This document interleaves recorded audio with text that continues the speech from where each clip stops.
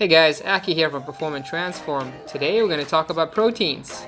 Now for your proteins, what you need to know is that they are one of your three macronutrients. Your protein comes from food sources such as fish, eggs, beef, chicken, and many other plant sources as well. You have your tofu, edamame, quinoa, and you have two types of proteins. You have complete and incomplete protein.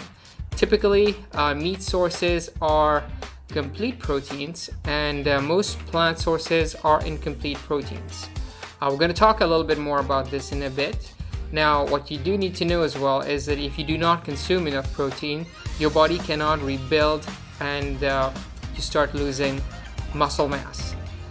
Protein is vital for growth and repair of virtually all cells in your body, from your skin, your hair, your bones, your organs, your body fluids, your enzymes, hormones, and so on. Now, it's not like you cut a piece of steak and the protein goes right into your bicep. No, your dietary protein needs to be broken down and reassembled in your body depending on what kind of protein your body needs.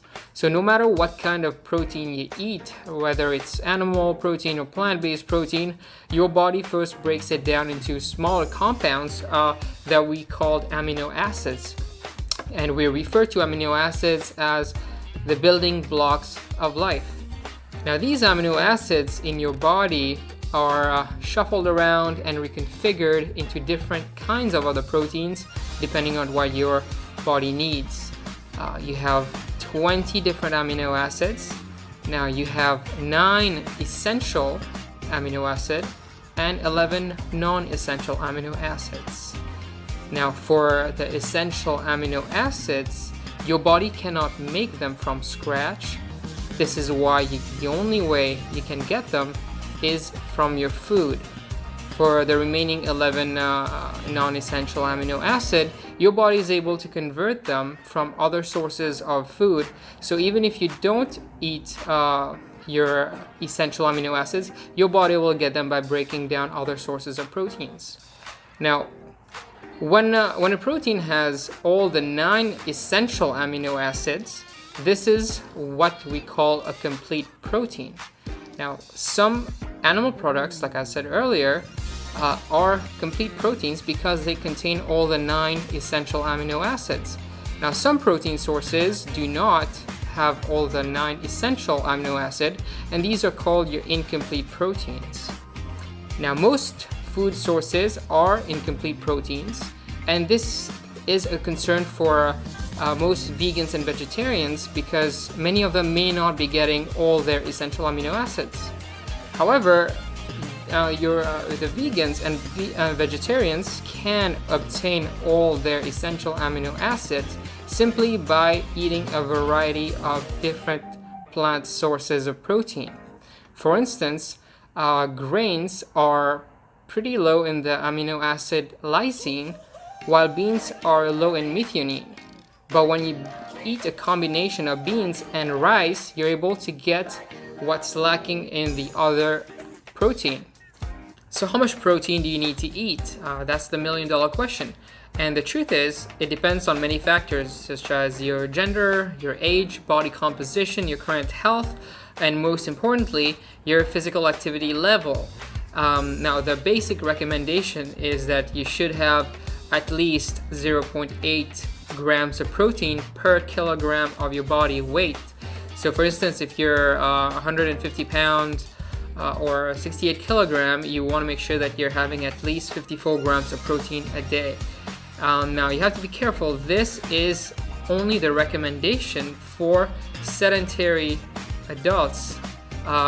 So if you're involved, for example, in high intensity exercises such as swimming, running, biking, your protein requirement is from anywhere between 1.2 to 1.4 grams per kilogram of your body weight.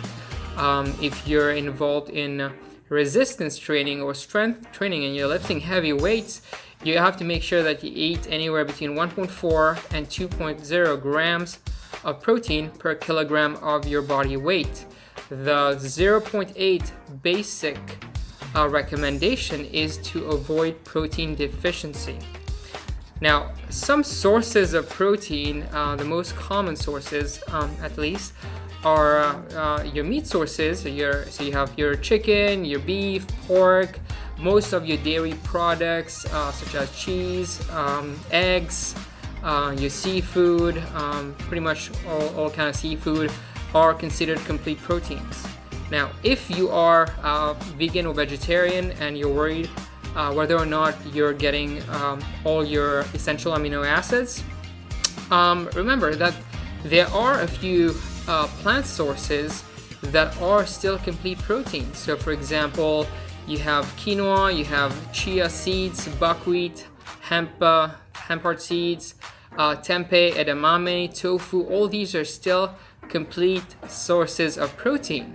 And even if you don't like those and you would prefer different options, remember that the best way to get your complete proteins is still to eat a variety of different plant sources of protein.